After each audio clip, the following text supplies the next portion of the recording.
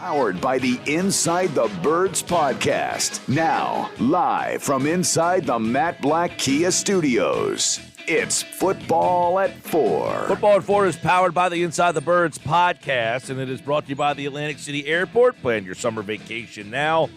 Spirit Airlines is offering nonstop flights from Atlantic City International Airport to Boston, Atlanta, San Juan, Miami, and other exciting destinations. Visit spirit.com.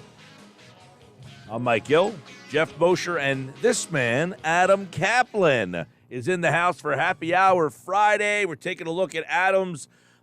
Where would he rank Jalen Hurts within the NFL teams, his quarterback tiers, based on Adam's thoughts on this? A lot of people taking a look at the quarterbacks as we get ready to enter the training camp portion of the season. We're going to be there in about a month from now.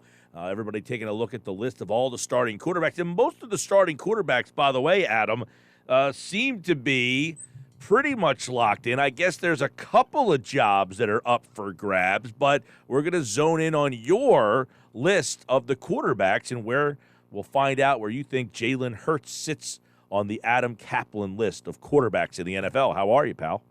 Good to talk to you. Yeah, I've been asked about this a lot, and I've kind of refrained from giving my list, but I said, you know what? We're 5 weeks away from training camp. OTAs are over officially now in the NFL. Today was the last day. The Eagles were done. The first team done anyway last week. I'm going to do it. I was like, I know so many coaches, and I've talked to executives who've worked with these players and so forth. So I'm taking the analytical look. It's not just tape study. It's numbers. It's talent, arm strength, athleticism, progression reading, coachability, durability, off the field stuff, and so forth. So that's the way I'm looking at it. I'm just taking it the way the teams look at these players, and I'm going to go from there. Right. So I guess we'll start from the bottom up here as Adam. We take a look at some of the poor quarterback situations because people think, hey, the Eagles need an upgraded quarterback. Well, it seems that there's a bunch of teams and quarterbacks that are worse situations than what Philadelphia has right now. Oh yeah, look, we're dropping a show Monday. We call it our annual roster review in the off season, and we're starting with offense. And just give you a little nugget for Monday's show. We talk about kind of how the Eagles see Jalen Hurts, how the league sees him, but it's not just that. It's kind of where he's at, his contract, Gardner Minshew, what he's done, how the league sees him. We actually, I don't know if you probably know this. We had John DeFilippo on, who was the former Eagles quarterbacks coach for the Super Bowl, and also Coach Minshew. And John told us about 5 weeks ago, and I forgot about this, that Minshew had 7 Pepsi Rookie of the Week awards in 2019. So the guy's got talent. I mean, he's clearly one of the better backup quarterbacks in the National Football League. But I think as we saw last season, there's a limit in arm strength. But they're in okay shape. But what it has to happen is Hurts must take the next step. He just did not play well enough last season, if we're being honest here. But the great thing is, Mike, he's had a good offseason. We put this on our previous show, what the team thinks about his offseason, and we'll go from there. All right, we take a look at some of the situations.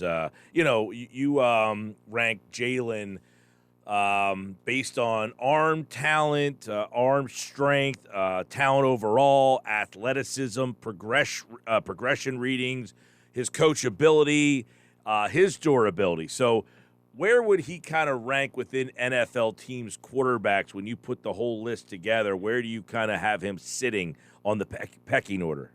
Yeah, so I've got him now. You set this up well. Don't forget Seattle.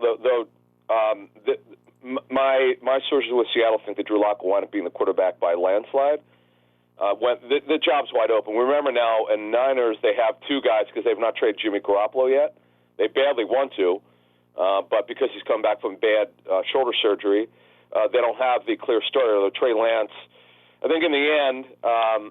He is a project. I'm a fan of his, Mike. I've got Lance at 25, right? Because he's only started. He's barely played. I mean, because he only played when Garoppolo got hurt, but he just doesn't have enough. He's almost like an incomplete. But I put him in the 20s. I have him at 25. So let me give you my thought process on Hurts here. I have him at number 19 now. I'm including 33 quarterbacks because of basically 33 quarterbacks because the Seahawks have dual starters because they don't. The Niners have dual starters because they haven't traded Garoppolo yet. Where I'm just putting Seahawks and Falcons quarterbacks as one. Those jobs are open, but they're so bad. I'm just put them at the bottom. But Mike, in the end, I've got Hurts at 19. Now, some people think I'm crazy having Mac Jones behind Hurts. Mac Jones might be a better passer at this point. I wouldn't argue that point. He clearly is. But Mac Jones is not the athlete of Hurts. He's very limited arm strength. You can't run part of your playbook because Mac Jones simply can't make certain throws. Well, Hurts has got a little bit of better arm. Neither is big physically. Hurts is only 6'1". Mac Jones is not really big physically. To me, the difference between two quarterbacks right now is clearly the ability to break the pocket or to have design runs. Mac Jones can't run. That, to me, has major value for a football team. I understand, and I'm not arguing that Hurts is not as good as a passer right now, but I'm including everything. If you want to put Mac Jones ahead of him, I'm fine with it. I kind of wrestled with it as I put together my list. I went through a lot, and I know how coachable Hurts is. My issue and the reason why I don't have him in the upper half is clearly he's not a good enough passer.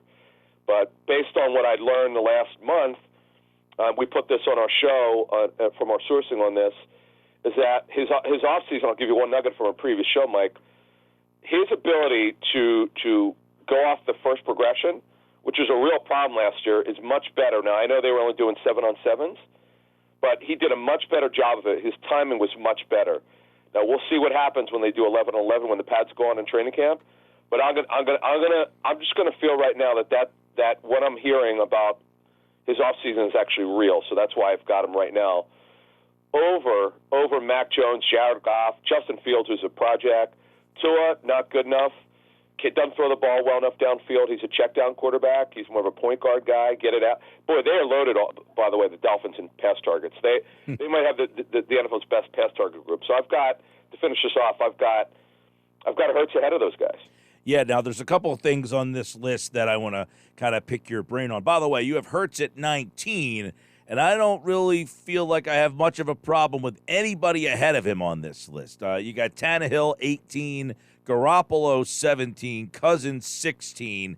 Wentz, though, at 15. Let's get into your brain a little bit there. I mean, are you saying that you think he has a bounce-back year? Are you telling people that you thought he played well last year? I'm sure people would see 15 Wentz and say, all right, Adam Caplan, what are you seeing there?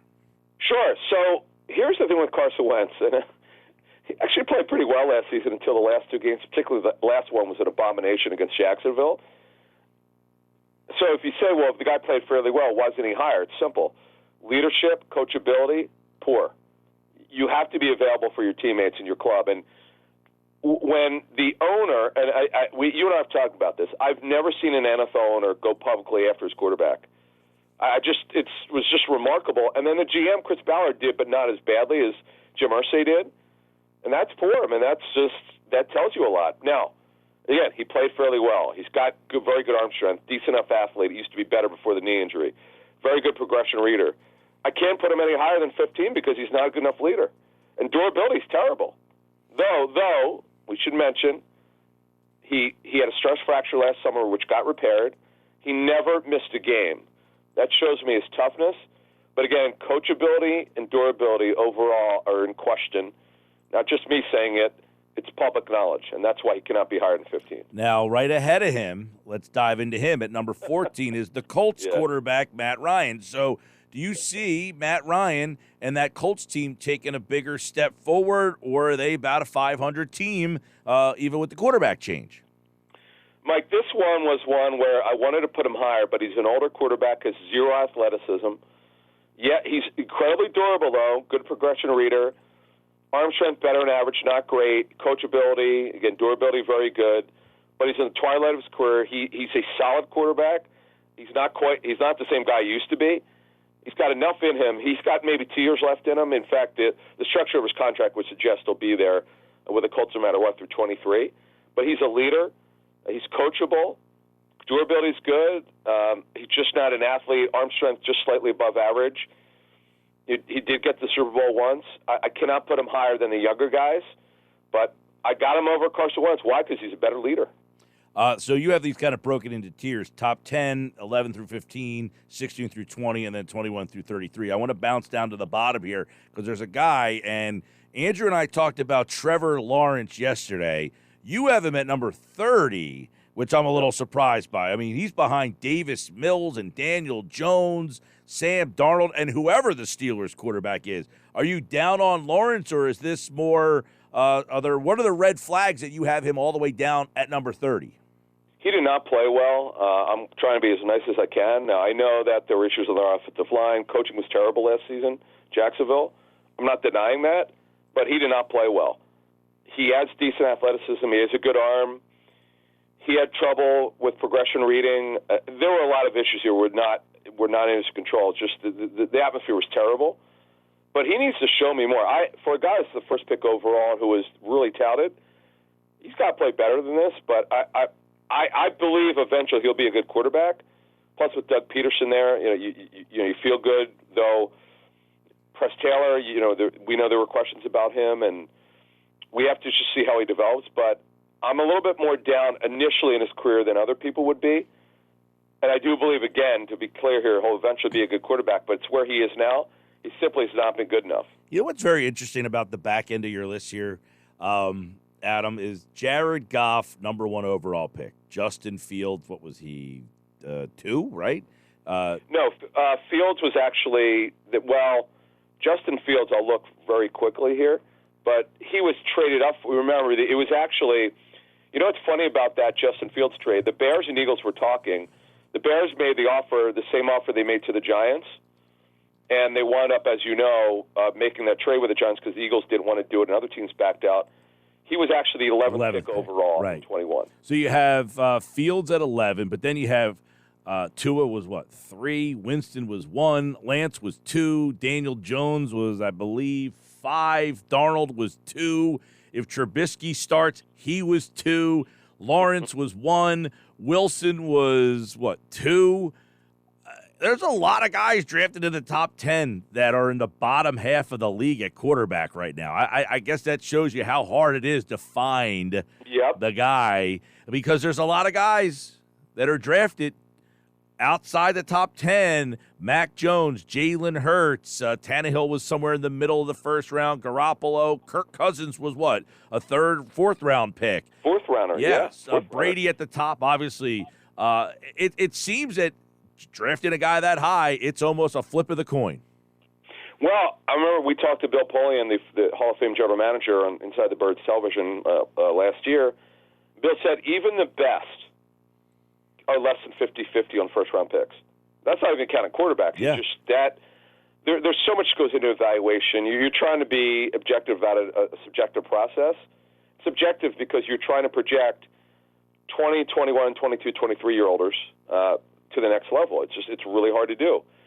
And some teams just miss on certain things. Look, Bill told us about the Ryan Leaf situation versus Peyton Manning. It was 50. He could have made the mistake, but he had very good information. He got it right. And obviously the Chargers got it really wrong. They had bad information. They completely missed. It's no different when the Browns didn't think Carson Wentz was good enough. They didn't have him in their top 20, which is absurd. The Browns have historically been terrible at evaluating quarterbacks. Isn't it funny, by the way, why some teams are so great at it or good at it? Some teams can never get it right at quarterback. Now, that said, you don't have Baker Mayfield on this list. He is not currently a starter. We don't know where he is. Yeah, but exactly. What tier would you have him in? Is he ahead of? Is he in that Kirk Cousins, Garoppolo, Tannehill, Hurts, Mac Jones?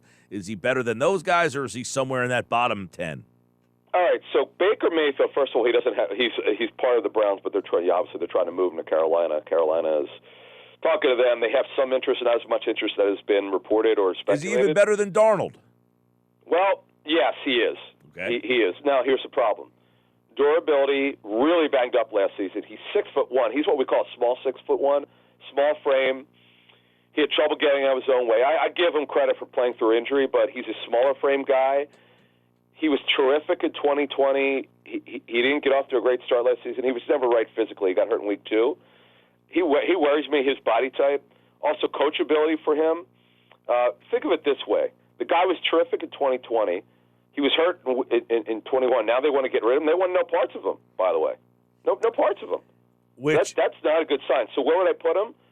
I put him somewhere on Mac Jones and Hurts. That's where I see Baker Mayfield, because he's on a downward slide right now. Yeah, which is interesting because the Watson thing seems to be taking twists and turns almost every single day, and you wonder, what are they going to do if Watson is suspended? Well, look, it's not a secret around the National Football League. Watson is highly expected to be suspended for a minimum 6 games. No one knows if it'll be 8, 12, a season. Nobody knows. But the fact of the matter is, with Mayfield, he wants out. They want to trade him. There's no fixing that, right? That have interest. What's that? There's no fixing that, right? No. The problem. Well, it's fun. That's what I'm going to get to. So one of the teams who was involved trying to get Mayfield, or had interest in Mayfield during the draft, told me that their intel would be that Mayfield will never play for them because he can't. He thinks the organization lied to him, and he's been kind of public about it in any interviews. He felt like he wasn't dealt with fairly, and to this day, we don't know, other than some maturity issues, what is the real problem with him. But it's very telling that this team wanted to bail on him after last season. It was very clear. It's a wild situation there. Who they got? Tyrod Taylor is who's the backup there? Actually, it's a guy who's done this before, where he's had to play, and it's Jacoby Brissett. Remember, he replaced Andrew Luck. He's a bottom. Nick Sirianni coached him, by the way, with the Colts. He's a below average quarterback. I don't know why they traded Case Keenum. That was their situation at quarterback. To me, was bizarre. I don't know what they were thinking about trading Case Keenum. That was dumb. He knows that offense. They should have kept him. That was a mistake. Okay, now the real interesting part here, let's look into your top 10. You got Lamar Jackson, Dak Prescott, Joe Burrow, Russell Wilson, Justin Herbert, Aaron Rodgers at 5, Mahomes 4, Matthew Stafford has jumped way up to number 3, Josh Allen, and there he is, Tom Brady, still number 1. But some interesting things. I've seen Burrow all over the place in people's lists, as high as number 1. You have him at 8, Herbert 6 for you. Stafford ahead of Mahomes and Rodgers, though. See, I've been a Stafford apologist. I always said, could you put look, he's not Tom Brady, okay? But he played with so many bad teams, so much bad talent. Calvin Johnson, obviously, is a Hall of Famer, but he hasn't had much talent around him in Detroit. Now with Los Angeles, he had 40 touchdown passes in the regular season. He was terrific. Just won a Super Bowl. He might even actually win another one. He's a terrific quarterback. It's all about, you got to put talent around a guy, and the Rams have done a great job of it. I got him over Mahomes. Now, Mahomes does not have Tyreek Hill. Mahomes did not finish last season well. I don't know what happened in that second half of the Bengal game. He just imploded. Can't explain it. Still an elite quarterback, a good athlete, super arm. He dropped off a little bit last season. You want to have Mahomes over Stafford? I wouldn't argue with it. I have Stafford over. He's a better passer. He's shown ability to play through injury. He's a decent progression reader, coachable. Arm strength is elite. He's not a great athlete.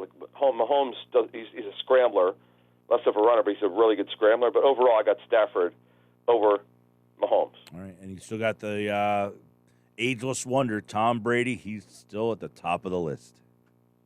Yeah, people don't agree with this, but folks, show me where he's dropped off.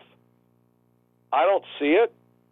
He's going to get now. The problem is Chris Godwin tore his ACL. They don't know exactly when he'll be ready. They signed Russell Gage from Atlanta, who will play a lot. Now, I'm a little concerned with Gronk. If Gronk doesn't come back, that's a little concerning. But the Bucs are going to go far, my friend. They're going to go far in the playoffs if Gronk comes back, because he really needs to. They really are hurting at tight end. Cameron Brate's decent, but he's not Gronk. But overall, Brady's lost nothing, and he's the most complete quarterback in the league because he does everything well, except run, but they don't need him to run. He'll never need to run because he gets rid of the football quickly. All right, Adam Caplan's football ranks right there. His quarterback ranks, I should say. Good list there. A lot of fun to kind of break it all down. Of course, Football at 4, InsideTheBirds.com. The Inside the Birds podcast, Monday morning, 6 a.m. on your way to work. Download that. Adam Caplan and Jeff Mosher. Mosher's back on Monday.